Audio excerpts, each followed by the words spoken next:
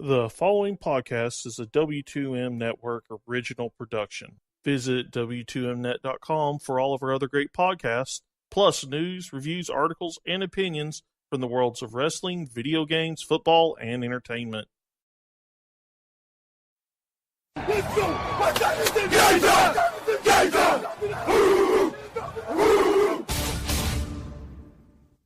It's gonna be a football game tonight now. No doubt. It's gonna be a football game here. Okay. I done been here before. All right, let's go, baby. Toss to White.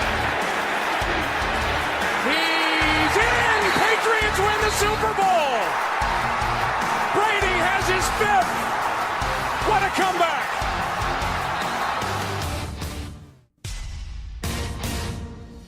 Watson.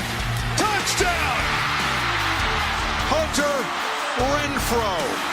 Little man makes another enormous play. 1 second remaining. Ladies and gentlemen, football to the max. Your host, Sean Garmer, Gary Vaughan, and Randy Isbell. Hello and welcome to another Football to the Max, the Thursday night, Friday morning edition. Of course, we are coming to you just a few hours after the TNF game has finished, and it was a game at halftime and then had a complete blowout because Marcus Mariota threw 4 interceptions, was sacked 5 times. One of the sacks was him going backwards for about 20 yards because I don't know why he doesn't understand the point of go forward into the pocket, not keep backpedaling. But he's still young. At some point, he'll get it. You hope, anyway. So I am your host, Sean Garmer. Here with me, Gary Vaughan is here for this one. He just didn't get to watch the game, so it'll be Eric and I for this portion. Gary will come back during the preview section. Eric, this one was that Thursday Night Magic didn't work for too long. Yeah, everybody was talking about the great quarterback matchups and the standalone games versus what we're going to get in what I call the red zone window. But lest we forget, anytime a game ends 10-7 in the first quarter, you think this is going to be a shootout, but it always turns into a blowout. It was true way back in Super Bowl 22, and it holds true again tonight. Yeah, well, he's not joking about that at all, and it kind of spiraled for the first turnover led to the first touchdown for Pittsburgh, and it was, the Titans were able to recover after that, but you can't throw 4 interceptions. And no. He's blaming himself, saying he has a very sour taste in his mouth. Delaney Walker went and defended him later, saying that he can't put everything on him. And while that's true, Delaney Walker did drop a touchdown pass that I'm sure he wishes he could get back as well. But just actually, because he was kind of open on that play and he had it in his hand. He was wide open, absolutely wide open, and just dropped it. Yeah. Beside the point that he cost me a bunch of fantasy points there, but same thing with that Le'Veon Bell touchdown that got called back, and then freaking a total that helps no one, Jesse James getting the touchdown instead. Just you never know. Some people might have had Jesse James on their team. Yeah, I'm sure there were some people that did, but did they start him? That's another issue. Entirely. Sure.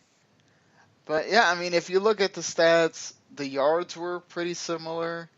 The time of possession is strikingly similar, even though it feels like the Steelers had the ball a lot more.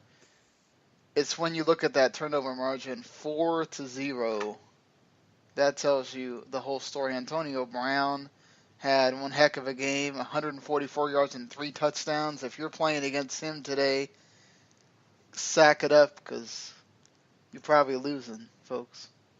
Yeah, and throwing in an epic celebration with the monkey in the middle to boot.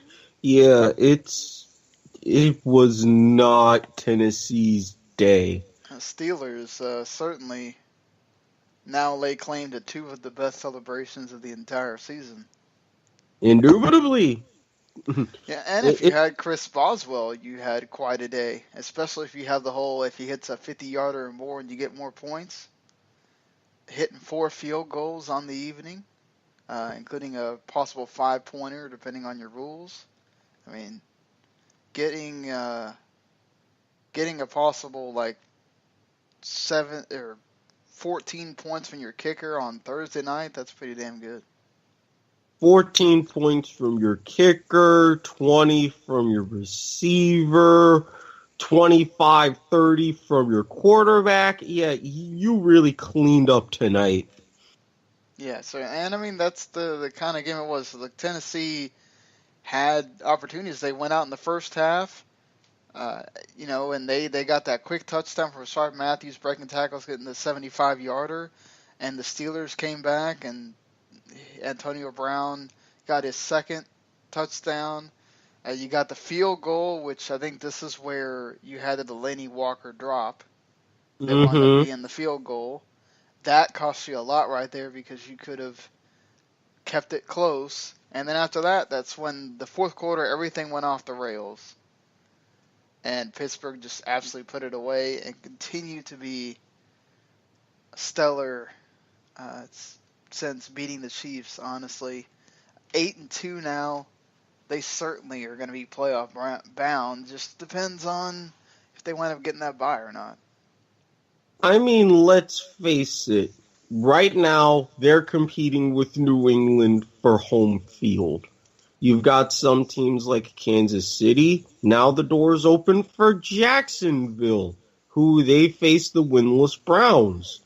If they can go along with history, minus the people throwing beer bottles on the field and win, then they overtake the division. They're all of a sudden claiming a 3 seed. So while it's close, I don't think it's terribly close. There's a gap. Oh my gosh. Wow. I'm an awful editor. I just realized that I allowed one of our podcasters to write in his description that the Steelers play the Patriots in next week, and they don't play the Patriots until the middle of December. Yeah, I believe that's a Week 15 game. Yes, bad editing on my part, and awful fact checking on his part. Good Lord. Especially since during the fourth quarter they put up the remaining schedule for both teams. To be fair, he did record this yesterday, so it's not like he got to see that, but yeah, I need to go change that when we get done with this. But yeah, so either way, they do have a nice schedule, talking about the Steelers. They play the Packers, Bengals, Ravens, then they play the Patriots, they get the Texans and Browns. My God, the Steelers could not ask for a nicer schedule, honestly. Well, this is what happens when you're in a relatively comfortable division and you're the top dog. You're potentially talking another, 4 or 5 wins from that schedule. Now you're really putting yourself in position for home field. Well, the Titans could actually afford to lose this one because they play the Colts, Texans, Cardinals, 49ers. The Rams on Christmas Eve, and then they get 2 tough ones, Rams and Jags, at the end. But they got 4 games that they should win here, and then you got to see what happens with Jacksonville, obviously, if they get to keep up that pace, because right now, with a win, the Jaguars would be, even without, as long as they win, they will be leading the division. Yeah, we need a win to be leading the division because Tennessee has the early head-to-head tiebreaker. Yeah, and the Jags have a similar schedule as well. They get the Seahawks in the middle. but they also have the Cardinals, Colts, Texans, and 49ers. One Yeah, more that they could lose, but the others are very winnable games. I think it just comes down to that last game of the season when they play each other. Yeah, that Week 17 game is going to potentially decide the AFC South and a 3 or 4 seed. Oh, God, people here would be insane. It's in Nissan Stadium, though, so maybe the Jaguars have a better shot. Yeah, I mean, it's not Everbank. You can always bet in that, so that's a solid plus. Jags are 2-0 at Everbank in the last 2 weeks. So thanks to teal uniforms, and let's not even discuss what happened with that Chargers game. That was weird. That was weird. This continues the story with the Chargers, who they did get the good news of Phillip Rivers is cleared from concussion protocol, and he is going to play. But honestly, there's not a whole lot more to talk about this game. The Steelers ran away with it in the fourth quarter. They're set up really nice to continue to keep winning and be one of the contenders in the AFC, and especially the way that the AFC has been pretty bad this season. Things are going to keep looking up for all these teams. Honestly. Yeah. Simply put, Landry Jones took the field and the Steelers still won. That's all you need to know. That was with what, like 2 minutes 2 left minutes in the fourth quarter? I mean, exactly. Yeah. Tomlin played it smart. Smart man. So, all right, I think we can bring Gary back in here. If he's... Hey, what is going on, guys? Well, good to hear from you, sir. And let's run down the rest of these games that are happening on Sunday, and then, of course, the Monday night game that has a huge impact on the NFC, especially the wild card side of things. So, speaking of an NFC North battle that has a lot of interest for the Lions here, because they are playing the Chicago Bears at Soldier Field. And the way things are going for the Lions, you'd think that this would be sort of in the bag. But Chicago's been weird this season. They sometimes they'll play defense and make it hard for you, and Trubisky could complete some passes. Or you could just see a complete mauling by the Lions. What do you think is going to happen here? We did see Stafford get to a slow start in the previous game against the Browns. And if, the Browns were any kind of competent, Navy could have taken advantage of that. What do you think, Gary?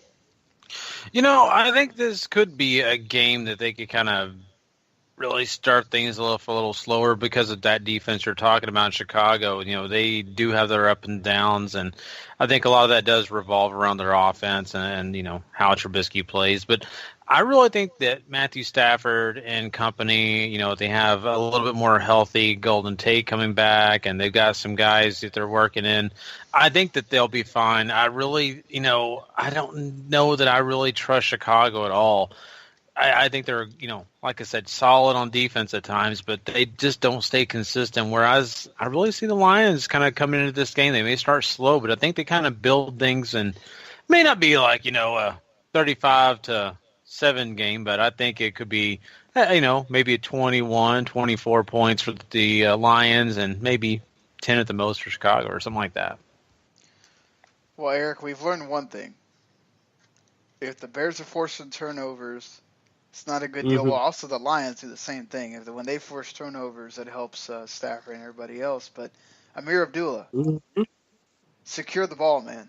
Secure the ball. Yeah, I don't expect a lot of work from Amir Abdullah in this game, especially in the red zone. And if there was ever a time for the Bears to finally start trusting Mitchell Trubisky, it would be this week.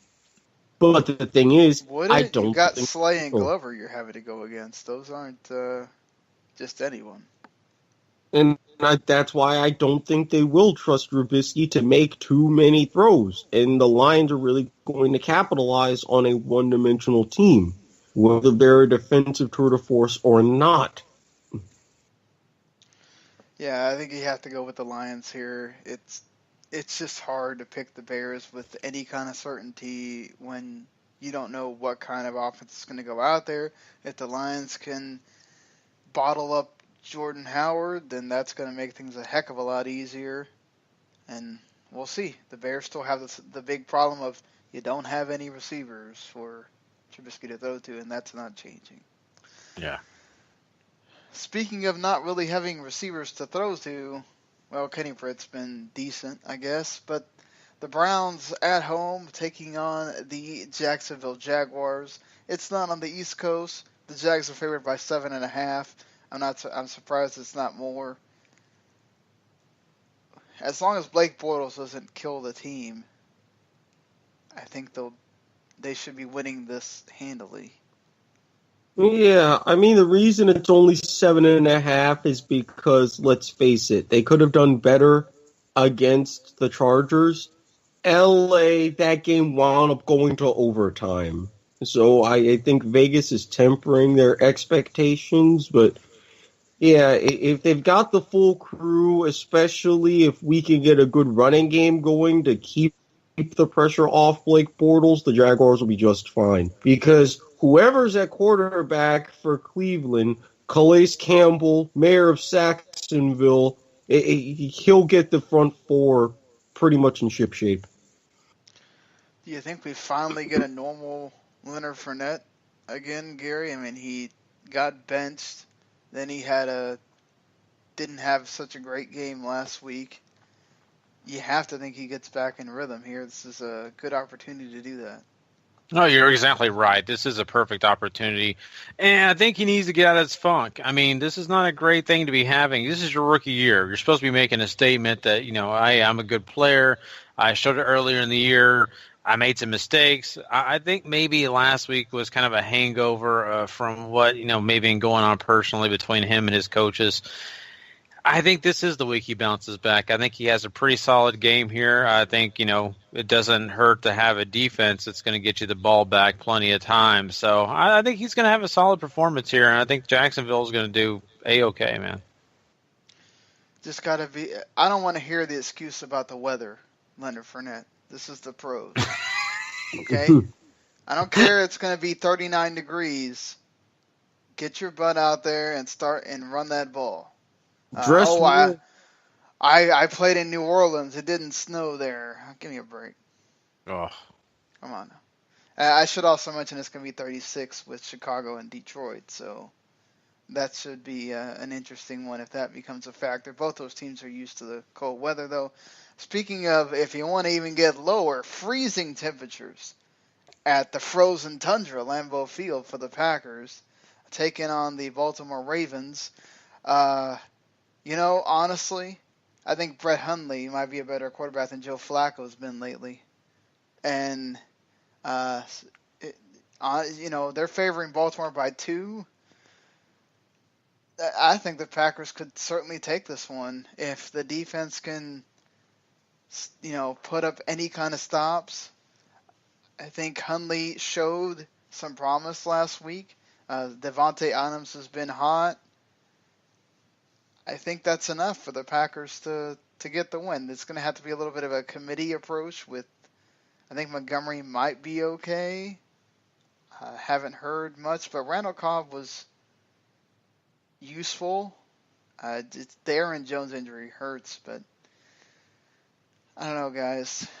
What do you think? Or do you think this might be the game where Joe Flacco turns it around? I don't think you're far off. I really don't. I think you're completely right. Huntley won games. He kind of showed it last week. And I think, for the most part, he's got enough talent around him to kind of help support him through that victory. Do I think it's going to happen? I'm not really sold just yet. I mean, sure, Baltimore offensively has not been what we think that they could be or maybe even expected out of them.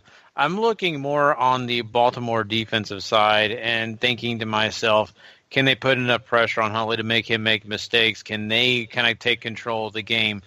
I think that's more likely rather than Joe Flacco having an excellent day or making, his first great game of the year happen. So I still don't know that the odds are against him. From my point, I'm going to go ahead and say Baltimore. I think it's just one of those picks you almost say, can Huntley do it? I don't know. Still don't trust him.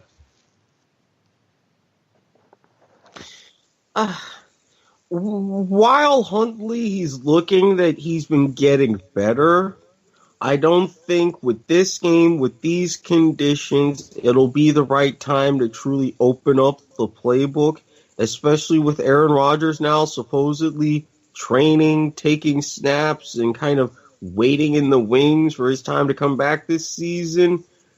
I also don't see Flacco having an excellent day, but I think he's going to do just enough to kind of outplay Brent Hundley and take this one. Well, I mean, if the Packers don't win some games, and this is a winnable game, Aaron Rodgers won't be coming back because there won't be an extra season for them to be coming back to. So, you have to have the team in position for Aaron Rodgers to really have a point to come back.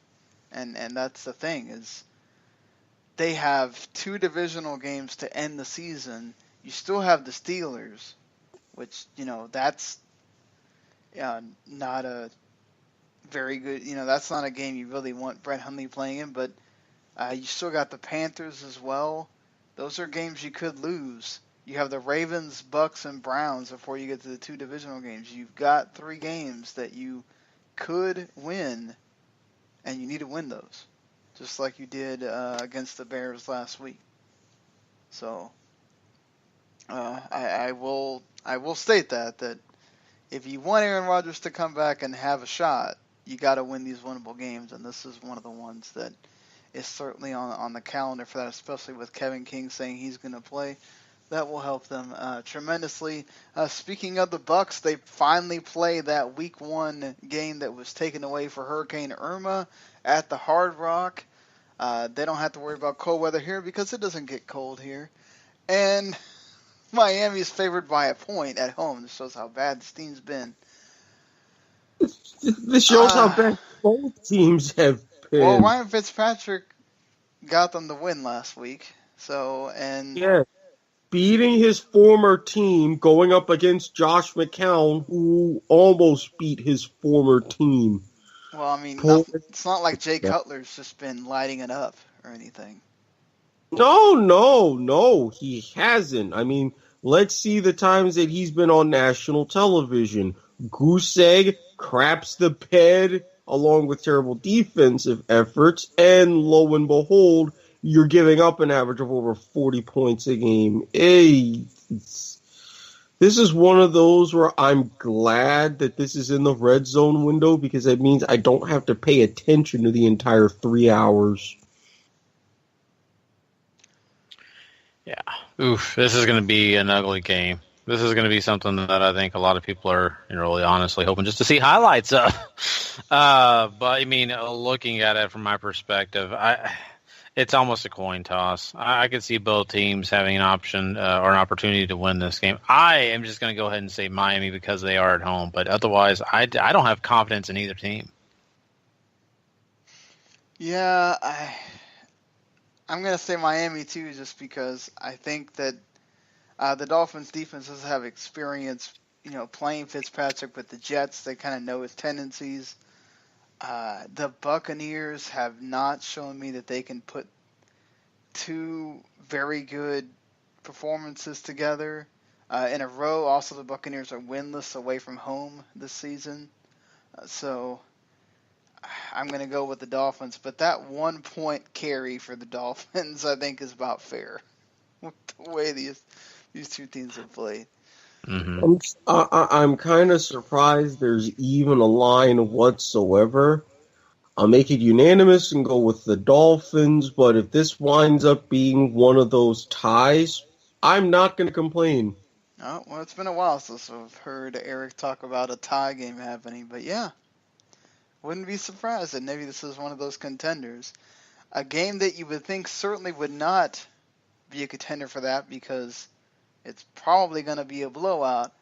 However, Ben McAdoo says that they had a hard look meeting, watching the tape and being honest with each other. Were the Giants. Well, they're winless at home this season, and they have the Chiefs coming into town. I don't know how that winds up a great recipe, but being favored by 10.5 is, I think, about fair for the Chiefs. They really need to get things kind of going back onto how they were blowing teams out. I think this is a good way to get that for them. I just don't know. Eli Manning has not looked good. He doesn't have a lot of guys to throw the ball to. Still no running game for them. Still the horrible offensive line. The Chiefs should eat them up. Yeah, for this one, I don't know where the Giants can turn to for hardly anybody making a consistent play.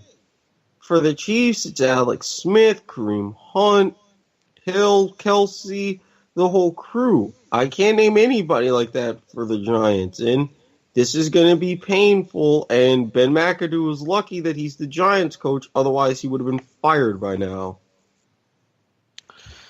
Yeah, it's very true. And, the ownership of the Giants seems to be very patient and, claiming this week that they still, want McAdoo around. He's their guy. And, whatever meeting they had between him and the team and the coaches and all that stuff, I mean, that's great. Sounds wonderful. If I'm in that meeting, I'm going ahead and talking about the draft. But okay, that's fine. Do your little meeting, but understand everything Erik just said is very true. Where's the playmakers on the Giants? They're not there. They're injured. Manning is old. Not the guy that we used to know. Not 2007 Eli. So I look at this as the Chiefs win all the way. If the Chiefs don't win this, there's something really bad going on in their land. I think that this is a great opportunity for them to come off a bye and look strong early. I feel like I wish I could play that Gautier song right about now, but we'd get a bunch of copyright claims. So. I don't know. I mean, especially because Gautier may be hurting for money because he hasn't done anything else since. So, yeah, let's avoid that. Yeah. Let's do. Wish we could avoid that game, or perhaps the next game. A lot of stinkers possibly happening here on this Sunday. The Arizona Cardinals going into Houston to play the Houston Texans and Tom Savage. The Texans are favored by a point. And that's about right. Yes, because this just shows you they think a little bit better of Tom Savage than they do of Blaine Gabbert. Well, Blaine Gabbert was decent in the preseason, and the Texans' defense is not what they were. Yeah, but that was preseason. Sean, how many times did he play in the last game? Because I remember telling you about Drew Stanton being awful. So yes, but this is what I'm saying. Drew Stanton beat him out for the backup job. He didn't beat him out. We talked about this. That was Bruce Arians just trusting him because he's been that guy. It wasn't really about Drew Stanton beating him out. It was saying, hey, I've known you for this long. I'm going to go ahead and give you the backup job because does it really matter if you're number 2 or number 3? And when Carson Palmer is the guy playing, and eventually he had to find out by putting Stanton on the field and understanding that, well, the guy's just not good enough. But, yeah, I mean, regardless, I think the Cardinals with their defense should be the ones that are able to put it to Savage. Perhaps you get an interception or fumble return or something like that. Maybe Patrick Peterson runs one back on a punt return or something to help out. But I think Blaine Gabbert should do enough with those great receivers that you have, mind you, to be able to get past the Texans and their lowly defense. Any objections? I don't object. I mean, for the Houston Texans, I think Fred Savage would be better than Savage they have. But it is what it is. The wonder years have gone from the Texans, and we are here with a game where I don't know per se that Did the Texans Cardinals are ever great, have but wonder years? they did their first game of their existence. That was a wonder day. But anyway, sad for me and you, Sean. Yes. But anyway, I think you're right, Sean. The Cardinals here. I think that they, if you're talking about bad teams, they're the lesser of the bad team, I guess. Go ahead. I was going to say 9-6. I mean, there's a lot of contenders for ties in some of these games. I'm just saying. Let's go ahead and get this one out of the way because I don't really want to spend too much time talking about it. But the Cincinnati Bengals, going into Denver and playing whoever they're going to have at quarterback this week. Andy Dalton, if your line can block Von Miller and, A.J. Green and John Ross and these guys can sort of get through the corners, I think the Bengals should at least win by a touchdown here. I know Denver's favorite and all that, but I can't put any kind of faith in the Broncos right now. Yeah, I don't put any faith in the Broncos either, but I don't in the Bengals either. I just don't trust either of them. I'll say this: I think the Broncos are due a game. I'll give it to them here. I said it on another podcast. I'm saying it here. I'm going with the Bengals because, yes, their best quarterback from a football school for Denver is still terrible. And you've got two other guys who are from non-football schools. So that tells me everything I need to know. Northwestern points you to we're ranked, sir. But, Yeah, and what if they won title? Hey, they don't have to win title-wise to mean anything. You could be a football school and you're consistently doing something. That's just been recent for them. So, unless you want to go back to Otto Graham way back when. Exactly. That was in the 40s and 50s. I love Otto Graham to death, especially since he wore number 60 as a quarterback. But no.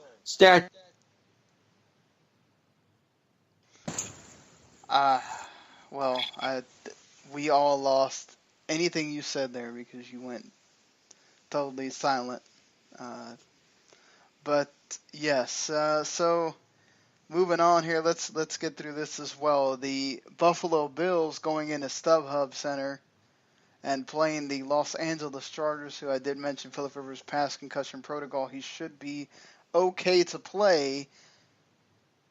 Nathan Peterman is going to be the quarterback for the Buffalo Bills here because Tyrod Taylor has been benched. And I want to direct you to the stats for the last couple of games here for the Bills, defensive-wise, because, apparently Tyrod Taylor also plays defense, according to Sean McDermott.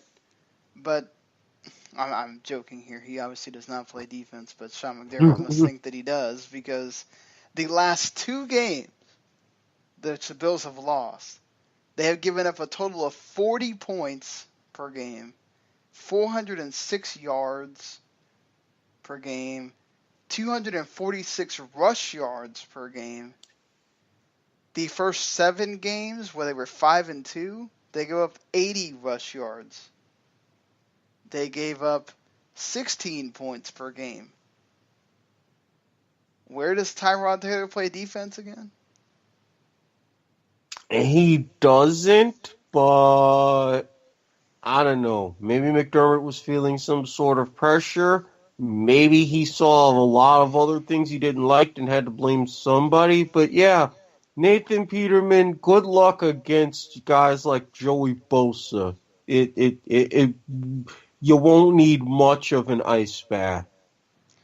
They did want to play Nathan Peterman at the beginning of the season, and they decided not to and started Taylor anyway, so perhaps McDermott just feels this is the time for the switch. He did look good. That was in the preseason, though. Much different deal. You've got a Chargers team that's playing at home, and that, Joey Bosa and Melvin Ingram and that defense isn't a joke. I don't know, Gary. I mean, this could turn out just as bad. You are playing a rookie here. Yeah, it's just kind of interesting that they chose this time. I get it. Yes, Tyrod Taylor has not been perfect. It's not exactly everything you dreamed it would be, but come on. This is not the best thing, if you ask me, to be throwing out a rookie and saying, "Oh, you're going to be the spark that lights our team." What if he's the downfall? That's the thing, and you can't just depend on AFC as well.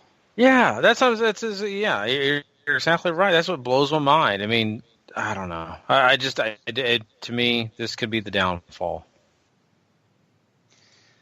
Well, that being said, though, who you got?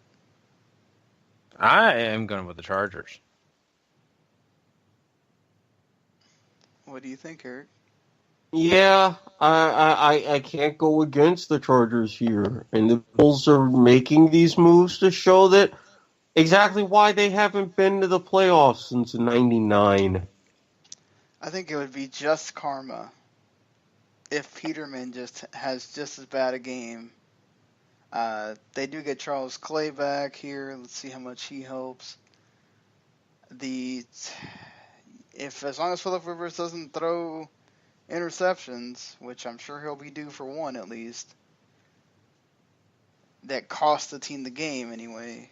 I think the Chargers can get the win. I'm going to go with the Chargers here, and let's see what happens. Also, I should have mentioned that the Bengals and Broncos is in that 425 window.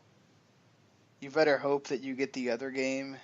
Just like last week where everybody's hoping they got the Cowboys and Falcons and not the Giants and 49ers, even though Giants-49ers wound up being an actually decent game.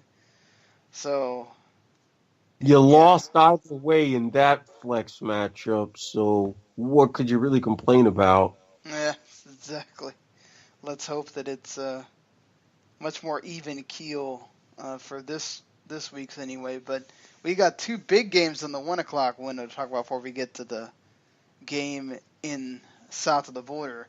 The Los Angeles Rams are playing the Minnesota Vikings at US Bank Stadium. A certain Greg Olsen for the Carolina Panthers is going to be in the booth for this one. That raised a big ire from Chris Spielman and the Vikings, who were upset that a current player is calling a game while he's sitting on the bench. I think they should have known that they were not going to have Olsen go to a practice or go to a production meeting. But I think we all know that you learn just as much sitting in that booth looking at things. And let's be honest, sometimes they're watching stuff on a monitor just like we are. Mm-hmm. That you do watching the game tape that you get a couple of days later. So what's the big deal here, Chris Spielman? You're taking the L on this one, sir. The Vikings are favored by 2 points at home. The Rams are undefeated away from home, by the way. And, yeah, this is a potential we're seeing each other in the playoffs again matchup. Two division leaders as well. So, I don't know. This one's tough. Case Keenum announced officially, Mike Zimmer has said he is not benching Case Keenum as long as he keeps playing the way he has.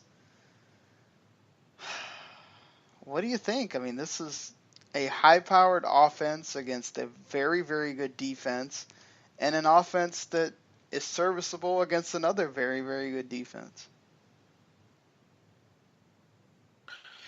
It's interesting because you're right. I think this is 2 great defenses facing off, and so you're thinking, well, this could be a very low-scoring game. I think offensively, you got to give a little bit of nod to the Rams and everything that they've done. They've really had a pretty solid season with Jared Goff under center, and using, the running game to really help powerhouse him through this season. You got a guy like Case Keenum where the running game is very sporadic, not really exactly, on par with what you got over there in Los Angeles, but you got a quarterback in Case Keenum who, in my opinion, probably the best quarterback in the last 15, 20 years, right? I mean, Oh my I'm God, kidding. here we go. I do love Case It is Keenum. I've always had. justified. Hey, and it's a revenge game, right? Because the Rams were the team that finally decided to put him down. It is true. So, I hey, kid because I do love Case Keenum. I've always had for a long time. Ever going he back was to a his days in quarterback for Houston. Houston, so fair enough. So.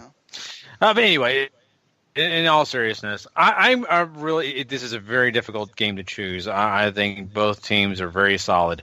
I will give the nod to the Rams only because I feel like that offensively, I think they're a little bit more ahead.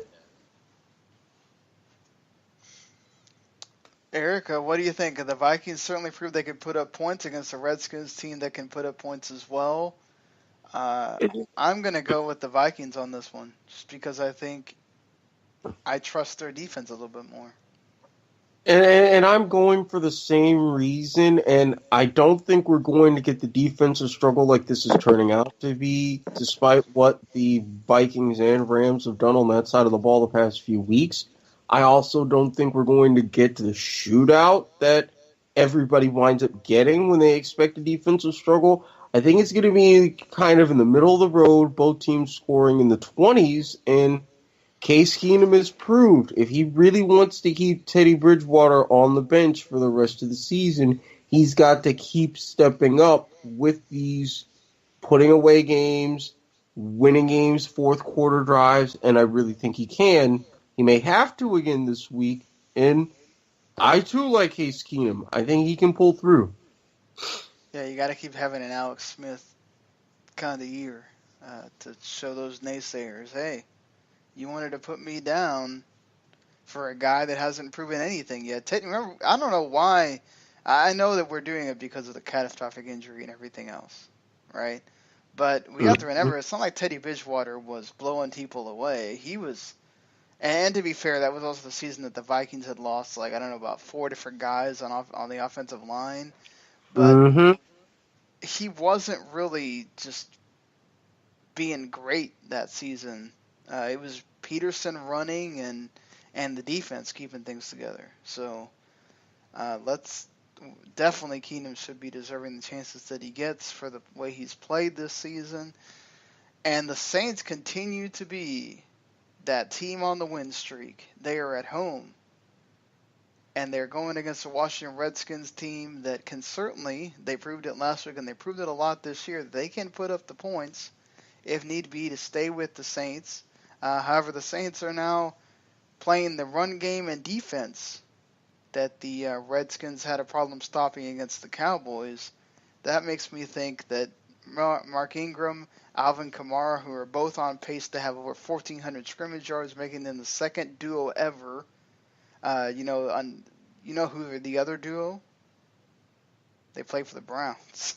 So, in the 80s, but yeah, I'm going to go with the Saints to win this one. Yeah, I would love to be in that number as the Saints go marching in. How can you go against a team on a 7-game winning streak right now? Win streaks are meant to be broken at some point. Yeah, well, it ain't going to be this week. Next week, different story. Yeah, I think you guys hit a lot of the great points on this matchup. I got to go to New Orleans, too. Then we got to go to El Estadio Azteca. And no, I'm not talking about soccer. We're talking about football, where they sent Julian Edelman and Danny Amendola to get into wrestling matches and everything else to promote this game. The Raiders come in at 4-5. This could be a very interesting matchup because, lots of Raiders fans in Mexico along with the Cowboys. Those are like two of the big teams that they tend to root for. You got the Patriots who are hoping to keep pace with the Steelers. This could be one of those sneaky games where the Raiders could make it interesting, but I feel like the Patriots are gonna keep rolling and keep things kosher. I mean, I admire the Patriots' preparation, doing what the U.S. men's national team does, playing in Denver, staying in Denver, so it's an easier adjustment for the altitude. But seriously, until they mentioned who they were, I didn't even know who those two guys were in that commercial. And in Frozen Mexico, I'm picking the Raiders just on general principle here, just because I had to sit through a commercial for that. I feel like Edelman's face is recognizable. Amendola's a different story, but I feel like if you watch the NFL enough, you know what Edelman looks like. Yeah, well, I'm going to admit, I still couldn't have picked him out. I was like, hey, wait a minute, who are those jobbers? Oh. I like the wrestling terms here on the football show. Oh, yeah. I really think that New England is going to get over in this one. I do. You know what? It's going to be an interesting matchup, and Sean, you're probably not far off. This could be more like a home game for the Oakland Raiders because they do have so many fans in Mexico, and I'm sure the crowd will be hot for them. But I think still New England finds a way to win these type games, and I don't think Oakland's right in their groove just yet. I think that they're still, trying to get over some things that they've had to deal with, like injuries, and trying to get Marshawn Lynch on track and things like that have kind of held them up. So I got to go New England. I really feel like they're going to take this one. Yeah, we could certainly see that happen without much trouble. So then we get to this game, which the last two seasons, they've been overtime thrillers. They've been games that were kept close. And it's a divisional game. So a lot of times you can throw out the records with these. But I feel with everything that the Cowboys are missing, taking on the Philadelphia Eagles, who are riding absolutely on a huge high at the moment, this is going to be really hard to try to swing the Cowboys' way. No Tyron Smith again, no Zeke, no Sean Lee, no Dan Bailey. That's huge parts of your offense, defense, and special teams. I can easily see why the Eagles are favored by almost 5 here.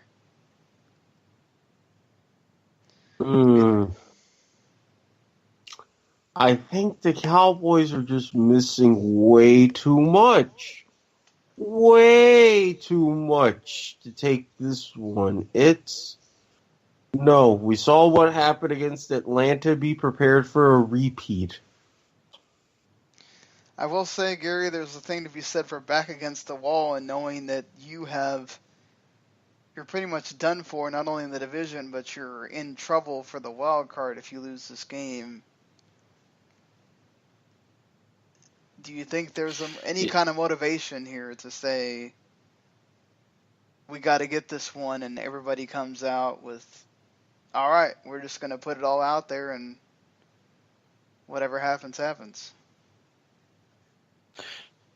Yeah, and that is the thing, a lot of times, in these situations, it's the team that's doing well that should be the ones concerned, only for the fact of just that, it's that caged animal, putting them in the corner. What are they going to come out with? The Cowboys kind of in a way, they've lost enough. They have nothing else to lose, but, they could just lose the rest of their season here by getting themselves too far behind.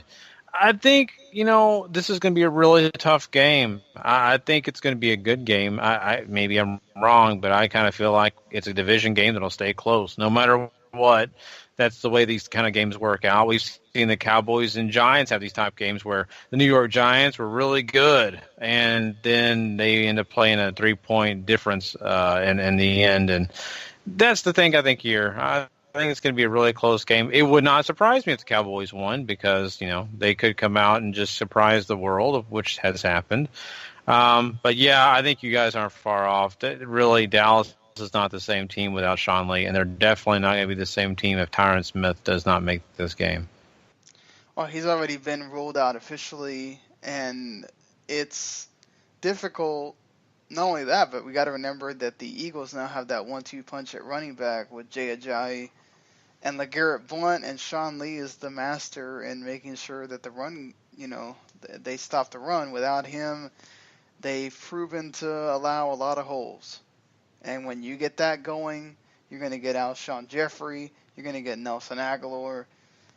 I don't know. It's going to have to be the defense making defensive plays for this one to remain close. And I don't know that you're going to make that many when you've also got one of the great defenses in the NFL on the other side, too, trying to get to Dak Prescott with his blind side not being protected well. So it's, as much as I want to say the Cowboys could win, and I mean, I will be the first one to be so happy to be wrong on this pick, but it's just hard for me not to pick the Eagles here. Mm-hmm. No, I'm right there with you. And then you get the Monday night game that's... Go ahead, what? No, that makes three of us. You get the Monday night game that is huge for the NFL wild card, and also for both Falcons and Seahawks to keep pace with the Panthers and Rams in their divisions. You get the Seahawks at home at CenturyLink against the Falcons, who I don't think, with Dwayne Brown protecting Russell Wilson, that Adrian Claiborne's going to have a repeat performance. That doesn't mean that Vic Beasley won't have something to say on the other side, but Russell Wilson knows how to navigate that offensive line by now. He knows to run around. Will Trufant and the rest of the guys have enough to keep Baldwin and everybody else in check? I don't know.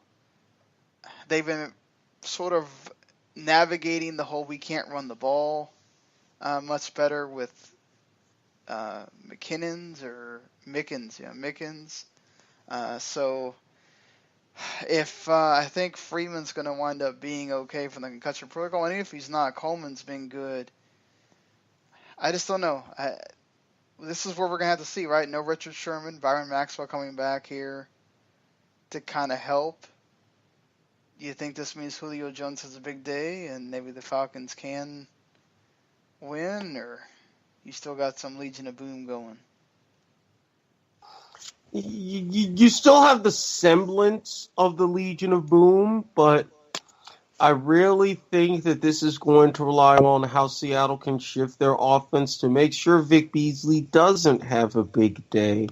It's going to be much, much heavier concentrated on circus catches out of the lot more read option. And I think that's going to keep the Falcons off balance enough, especially in the secondary, to where they can't catch up. I think, Julio Jones may go off for 150 and a couple TDs, but the Seahawks wind up taking it. Yeah, it's weird, and you kind of have these gut feelings. I think Atlanta, you could say, well, man, they came out for a great win last week, and Matt Ryan, could definitely have a great day with no Richard Sherman in Seattle.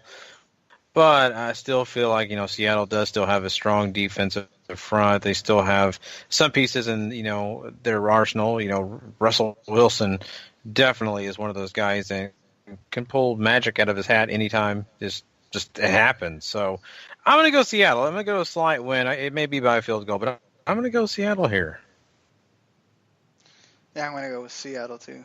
It may be close, but I feel like they have enough to get through and keep pace with the Rams. So that's it for our NFL discussion here. Let's get into it. There's not too many big games like there was last week, where almost everything was some huge game. This is much more ranked teams in games that they should win, and some standout games in here as well. Arkansas fires their athletic director, Brett Bielema, knows his job's on the line. They have to win their last two to be bowl eligible for sure, at least one to be maybe bowl eligible. They're taking on Mississippi State, who are ranked and almost beat Alabama last week. I expect Mississippi State to wipe the floor with my Hogs. Yeah, instead of pig suey, it's going to be some delicious barbecue for Mississippi State tonight. So get your cowbells and your earplugs, folks.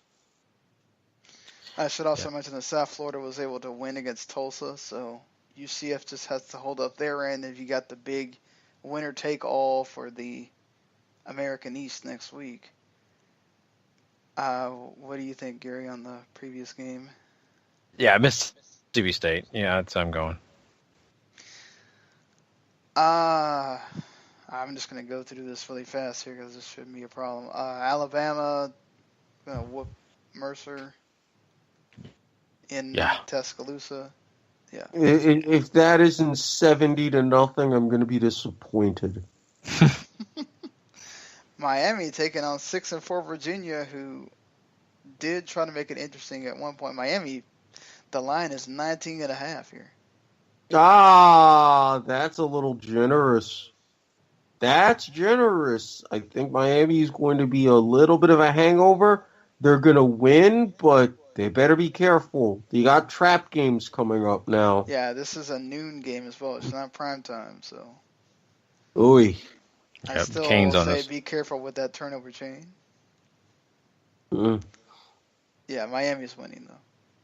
Oh, yeah. They're winning. They only need to have one more turnover, one more appearance by the chain to complete Manny Diaz's goal of 25 for the season. So I see that happening, but I don't know. They got to keep this going. They can't go back to winning ugly and close like they did the bulk of the season. UCF beating a 5-5 Temple team. Fairly easily. The other war on I-4 is going to determine the American East. That's true. I agree. I do think be careful. We did see Temple wind up becoming a nuisance and wind up being the team that people were talking about in the American last year. Just be careful, UCF. Don't get ahead of yourself and not make it as interesting as it should be. Either way, it's still going to be that war on I-4 for the title. But I think everybody wants to see UCF go in undefeated and see what happens, not UCF with one loss to a Temple team. So take that 13.5 and meet it by even more, UCF. TCU taking on Texas Tech. Horned Frog's going to be angry and put it to them, or you think they got to be careful with Lubbock and everything else?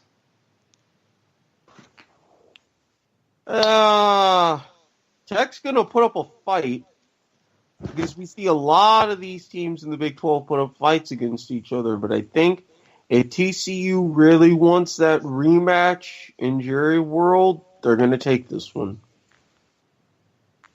Yeah, I think they're motivated. I think that they know that they have, really kind of shot themselves in the foot and put themselves in bad situations. So this is the one they have to win. I think they do. Yeah, TCU has to look good in these last two games before they get to the championship game, and this is one right here. You have to take this test and blow them out if at all possible. Memphis, possible trap game here. Memphis doesn't really have to worry. They're going to be in the championship game as long as they win one of the last two. But possible trap game here for SMU. SMU's been interesting this season.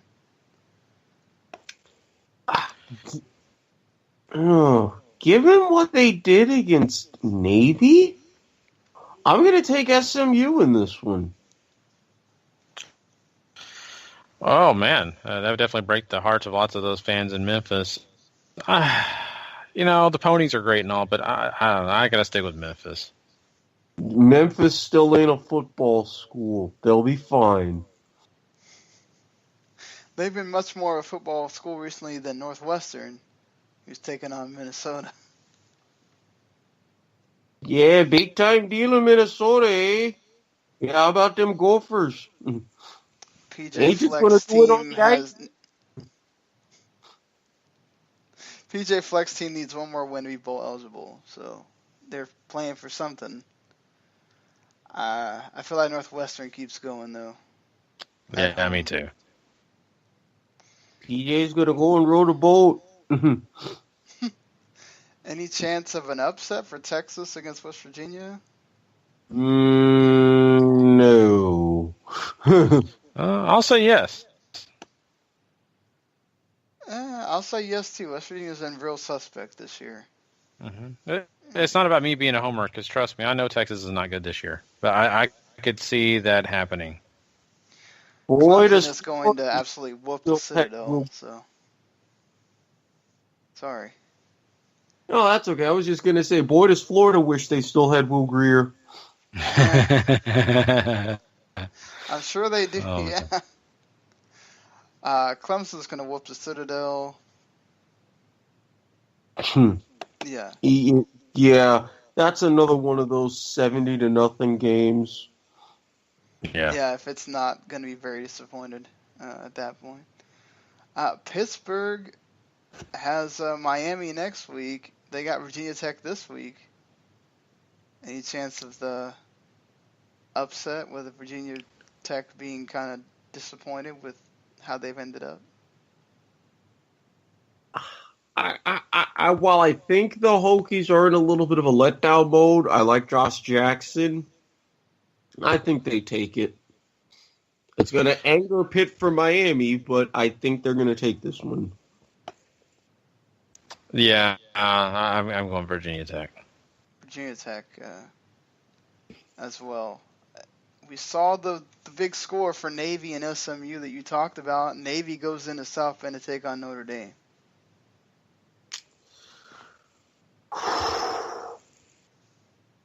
I think the midshipmen have Notre Dame at just the right time. I think this is another one of those years where Navy beats them. I have to think at home Notre Dame is going to be very, very angry. They were embarrassed last week. Well, they were embarrassed last week, but come on, it's tough to go up against Navy's option. I mean, come on now. Yeah. Nonetheless, I'm taking Notre Dame. Yeah, I'm taking Notre Dame as well. Ohio State is going to whoop the pants off Illinois. I don't think we need that. Oh, poor Lovie Smith. Yeah, God. I bet he wishes he was coaching the Bears still. What about that? Oh, of course. Why they fired him is still a mystery. Oklahoma is going to whoop Kansas. Again, Kansas is a basketball school that happens to have a football team. Enough said. Exactly. That one, I'll totally agree with you on. Kansas State, they're always sort of interesting. They gave Oklahoma a game. Oklahoma State. I think Kansas State can take them. If I'm Oklahoma State, I would be very worried. I'd be worried, but I'd win the game. I think they are. Yeah, Oklahoma State's going to win. I don't think that they're going to let that one slide. Penn State beats Nebraska. Nebraska's been really bad this season. Nebraska's been bad ever since they came into the Big Ten. Michigan State should also beat a Maryland team that was interesting at the beginning, but they tailed off. Mm-hmm. Yep.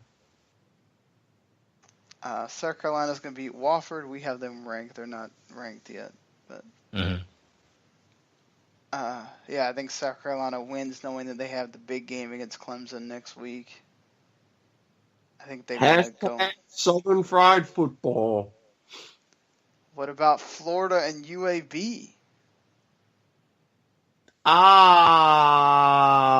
Ooh. I may have to pick UAB on this one, to be completely honest. That's fun. Yeah,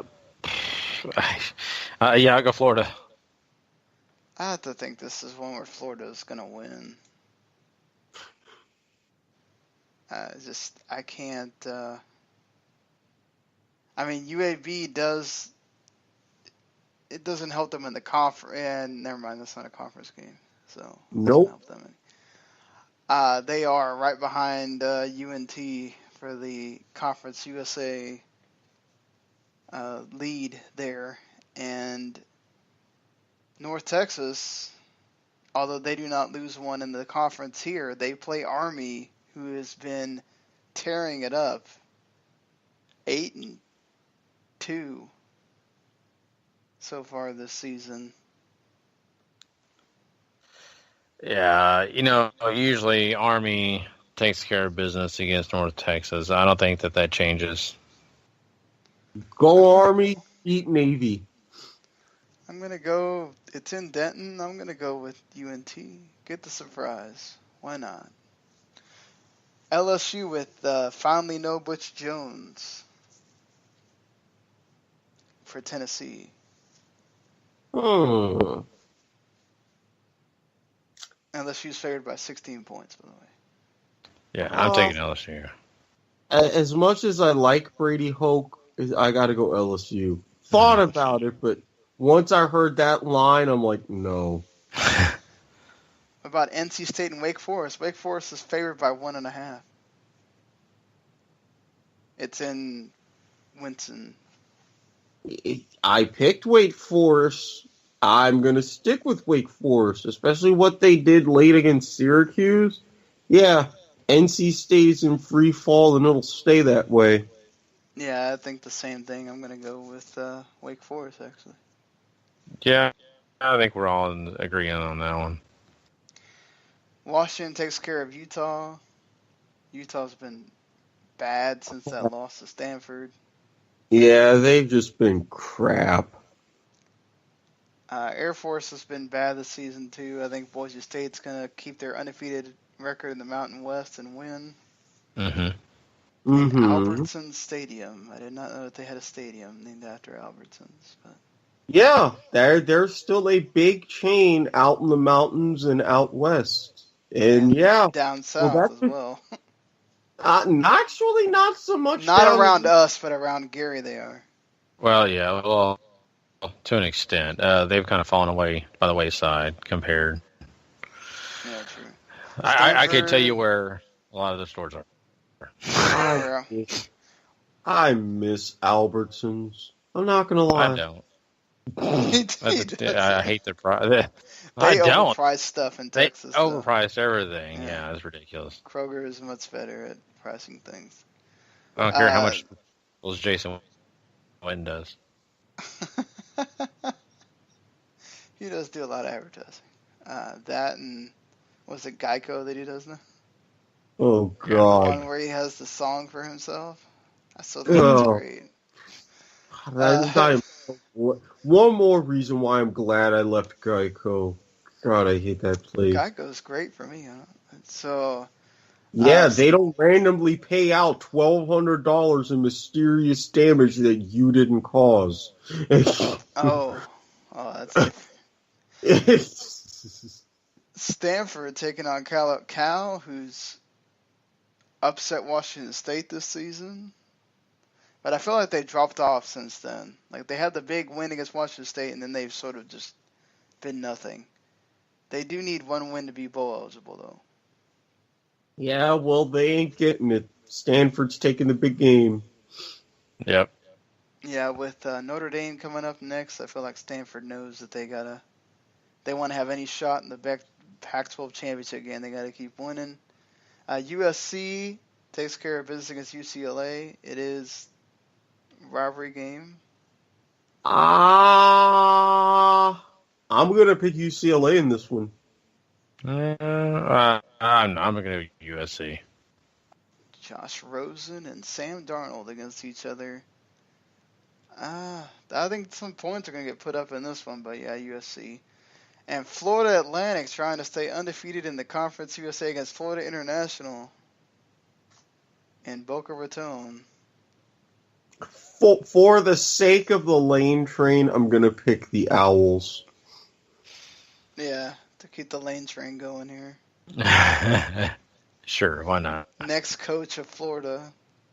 Don't tell Harry that. Yeah. He will be angry. But hey, what can we say? It's the truth, probably. But all right, that's the end of the college Pickems. Everything should probably stay the same, right? Because all the big four are playing cupcakes. Oh, I forgot the one game that does matter. How did I forget this? Michigan and Wisconsin. It's in Madison.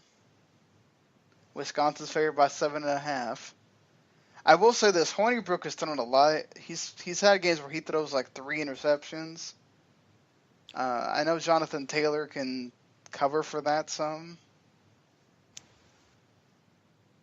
I'm going to take Michigan. Just put out the fire already. Yeah. For Wisconsin, better them getting crushed now than them getting crushed in the Big Ten championship game. And that game's at noon, too, so then you're going to have a bunch of games that like no one's going to care about the rest of the day. Nope. That's because everybody's gearing up for rivalry week and Thanksgiving next week. This is how college football operates. Fair enough. That's very true. Yeah, I'll go Wisconsin. Why not? I think Wisconsin will do just enough and get get another big win to pad the resume and get ready for Week 13. But yeah, this should be just to see if any of these games wind up close where they shouldn't be and people start talking.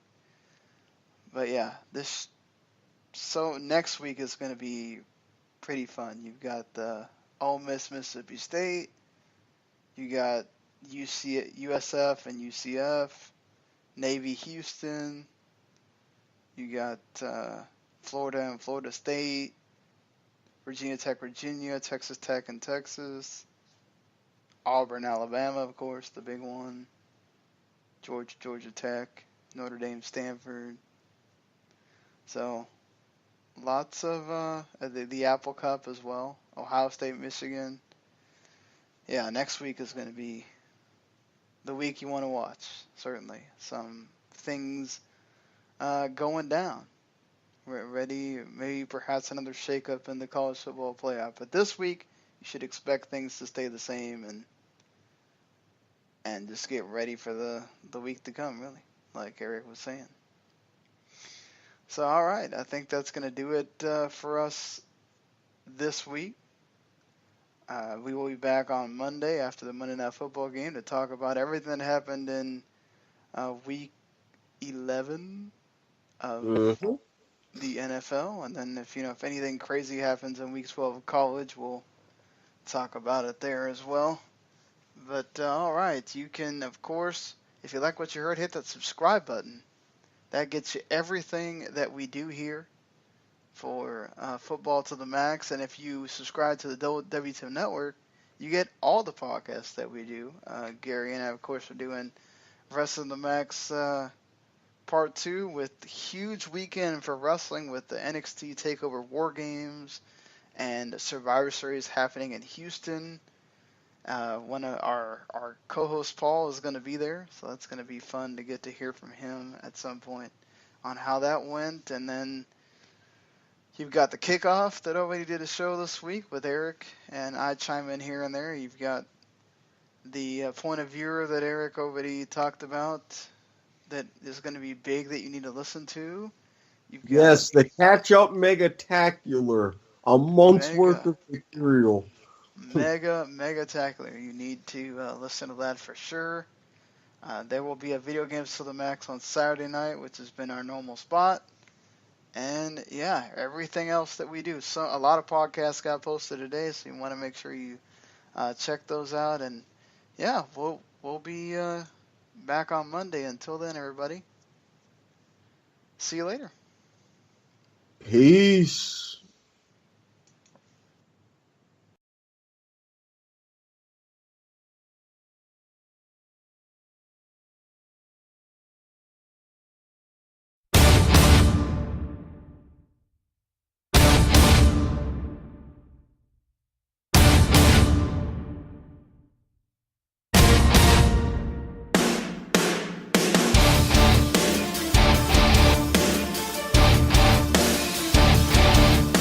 The following podcast is a W2M Network original production. Visit W2Mnet.com for all of our other great podcasts, plus news, reviews, articles, and opinions from the worlds of wrestling, video games, football, and entertainment.